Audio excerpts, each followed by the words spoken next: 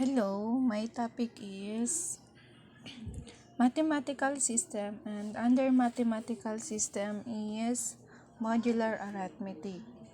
Okay, so many have the familiar of 12-hour clock design. So ito yon, ito. So we designate whether the time is before noon or afternoon by using the abbreviation AM and PM. So by the way, the AM means the Latin word of ante meridiem, which means ante is before and meridiem is midday. So PM post meridiem, which is after and midday. So after midday. Okay. So a reference to 7 a.m. means 7 hours after 12 midnight. And a reference to 7 p.m. means 7 hours after 12 noon. In both cases, once 12 is reached on the clock, we begin again with 1. So, yun naman talaga ang kadalasan nating method on how to determine the time. So, if you want to determine the time in the future or in the past, it is necessary to consider whether we have passed 12 so far. So for example, let us determine the time 8 hours after 3 o'clock. So, pasado na ng alas 3.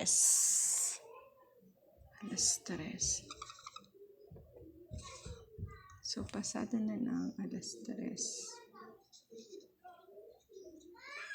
Pasado na ng alas 3. Then, so kung ang oras is pasado ng alas 3, and then, bibiling lang tayo ng 5 oras. So, the time will be So, the time will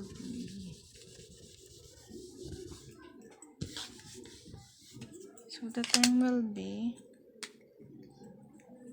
3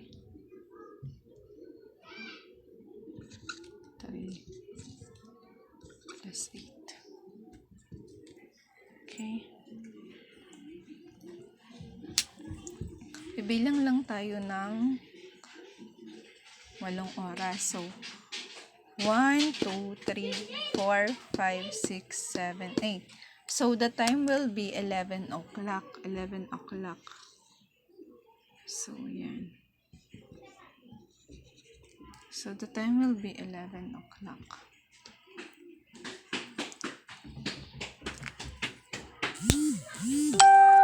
So, kung ang starting time natin ay 3 plus 8 is 11. And then, regardless muna natin kung yan ay PM or AM. So, i-assume muna natin na ang oras ay yung oras yung binibilang natin.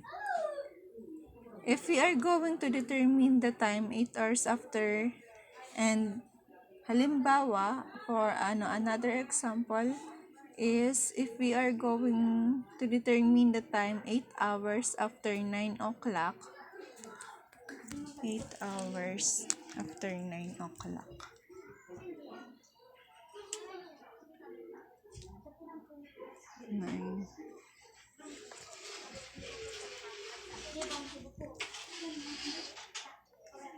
We are going to determine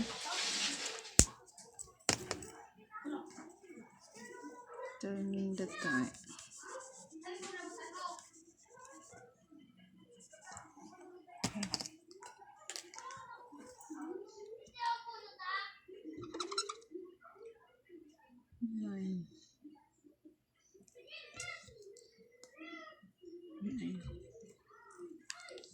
Nine.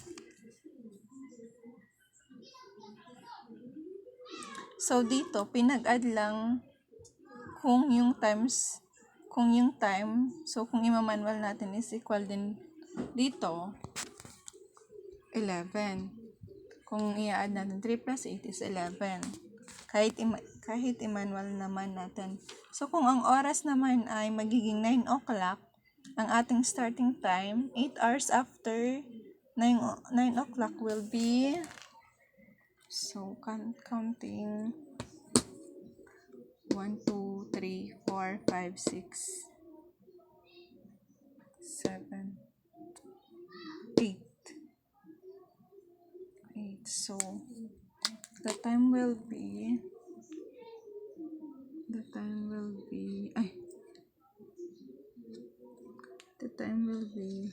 5 o'clock. 5 o'clock. Time will be 5 o'clock.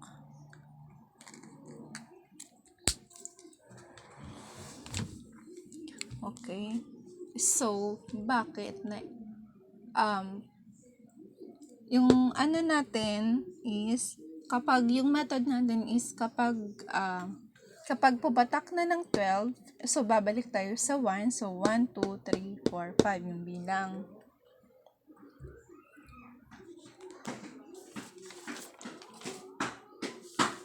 Pero ganun pa din ang bilang.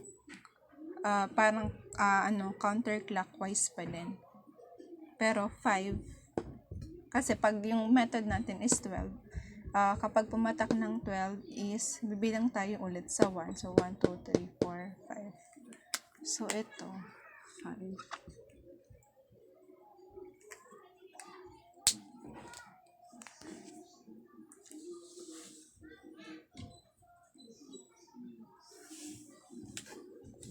Kaya lagi dapat may reference clock tayo ng ganito. Pero kailangan natin mag-drawing para madali. So may possible method naman po to generate or another method on how to determine the time in the future or in the past. Perform naman natin yung subtraction, yung time in the past. For example, the time now is 10 o'clock.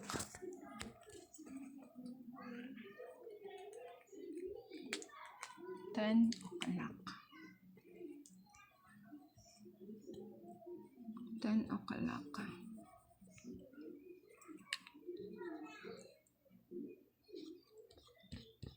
Is 10 o'clock.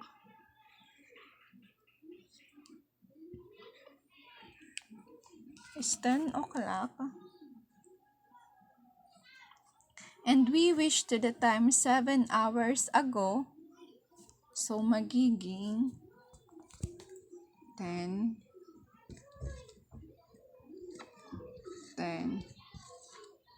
minus 7. Yan. Magiging 10 minus 7 siya. Subtraction tayo kasi pabalik. And yung rotation magiging counterclockwise. The time will be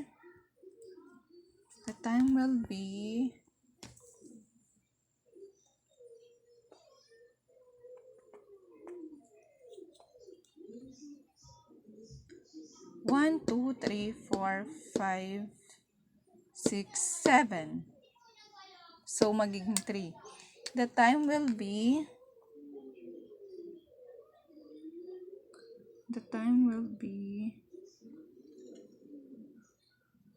3 o'clock. 3 o'clock.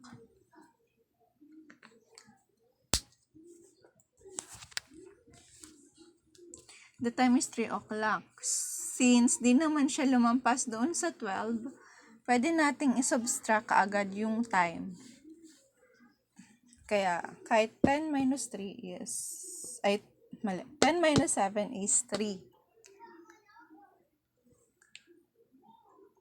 Pero, paano kung ganito, sa second example as determine also, for example, if the time is 3 o'clock and then 7 hours ago na yung oras, so counterclockwise ulit.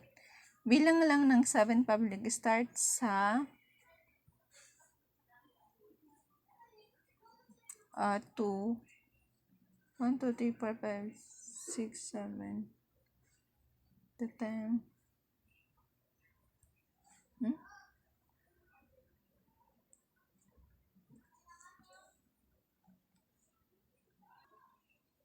So, paano kapag ganito sa example, as determined also, yung time is 3 o'clock and then 7 hours ago na yung oras. So, counterclockwise. So, 3. So, halimbawa, 3 o'clock. Yung 3 o'clock.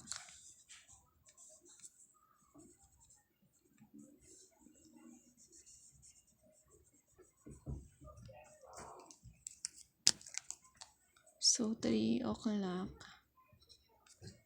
3 o'clock, yung time, then,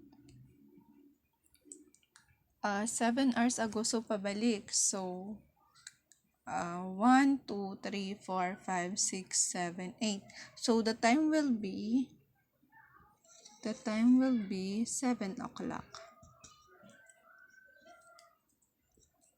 The time will be 7 o'clock. So, 3 plus 7 is 8 o'clock. Yan.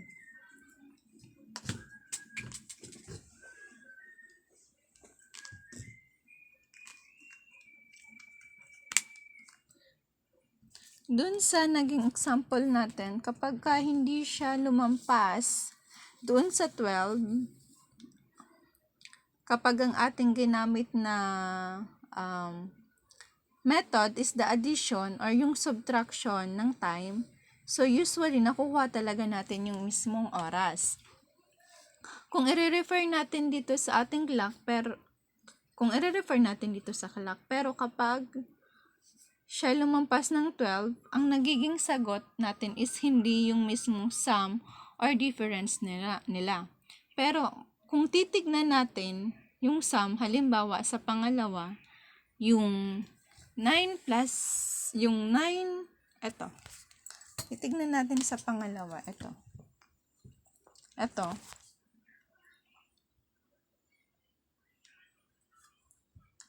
9 plus 8, okay. 9 plus 8. 9 plus 8 is equals to 17. 17 siya. Now, paano naging 5? So, diba, lumampas siya ng 12 o'clock. So, ibig sabihin, naikot siya ng isang revolution.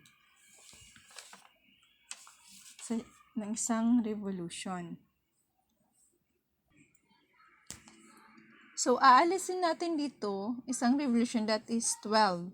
So, 17 minus 12 is equal. So, ganito lang. So, magiging siyang 17. So, 17 minus 12 is equal to 5. Kaya, 5 po. Kaya, 5 po siya. Therefore, the time is 5 o'clock in this case.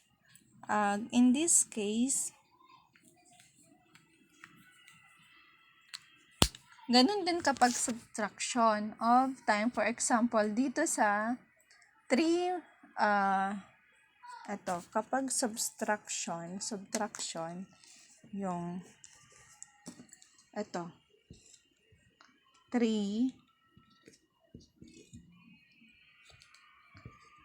7, 7 is equal to 8. So, ang gagawin lang natin is equal to negative 4. Kung iano natin is hindi pala. 3 minus 7 is equal to negative 4. So, wala namang negative 4 sa time. So, ibig sabihin, i-add natin yung positive number, which is 12, So, 12. So, 4 plus 12 is 18. Ay, hindi. 16.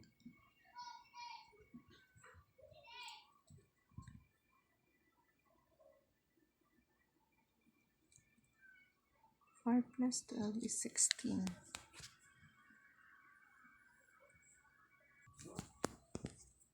So, ano pala? Negative 4. So, ibig sabihin, you have to add it doon sa isang revolution to make it positive number or positive time. So, kung mag-a-add tayo ng 12, so negative 4 plus 12 is equal to 8. Is equal to 8. Kung mapapansin natin, lahat ng ating mga sagot is a positive number, less than or equal to 12. So, therefore,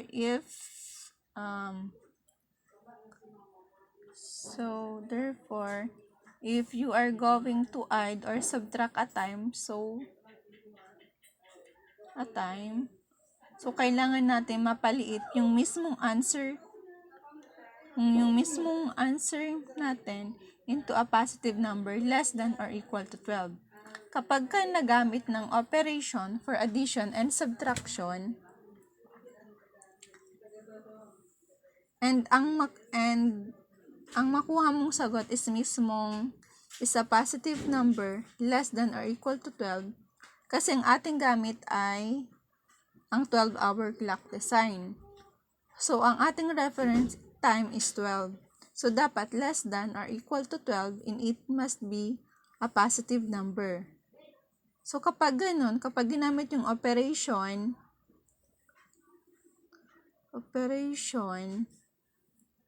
yun na ang mismong sagot. Pero, kapag lumampas sa 12 or nag-negative, so kailangan nating paliitin into a positive number. So, kapag positive, paliliitin mo lang siya by subtracting in multiples of 12. Pero kapag negative, kailangan mo siyang gawing positive by adding multiples of 12. Okay? So, another example. Halimbawa, the time now is 7 o'clock. And then, nakita mo yung best friend mo nag-online 23 hours ago nakalagay sa messenger. So, you have to determine time. Anong oras siya huling nag-online? If 7 o'clock now, since 23 hours ago, so, the is 7 minus 23. 72. So, 7 minus 3 is negative 16. So, wala namang negative. So, we have to make it a positive number. So, we add multiples of 12. So, 12.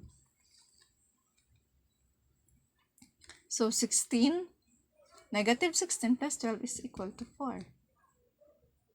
To negative 4. So, negative pa din. Mag-add pa din tayo ng 12. So, negative 4 plus 12. Plus 12 is equals to 8. Or, pwede namang negative 16 plus 24 is equals to 8. Is equals to 8. Is equals to 8 pa din.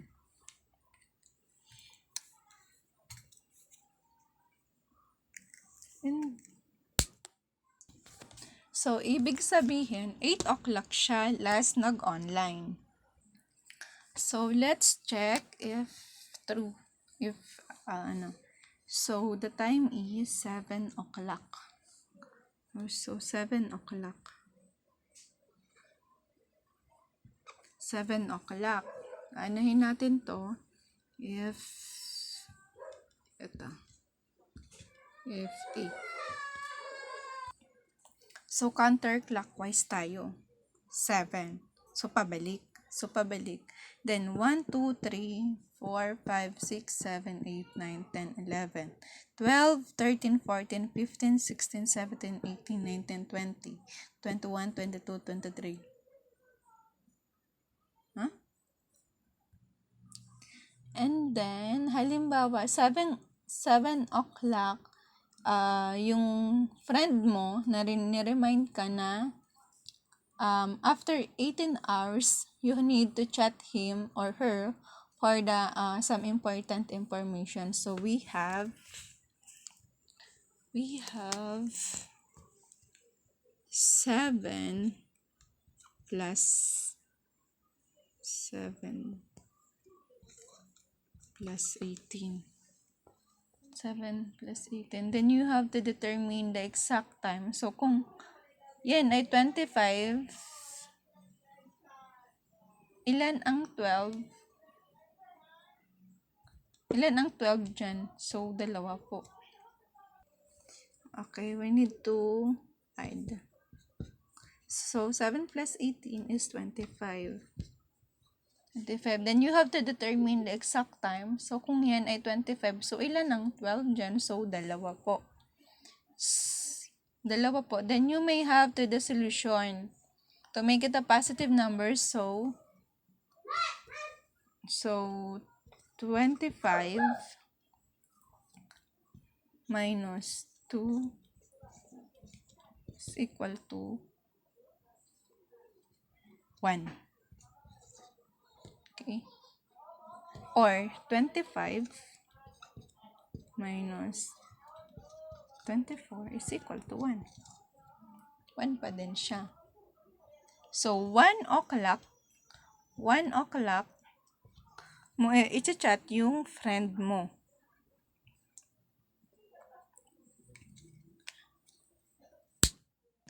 And that's all po yung report ko. Thank you.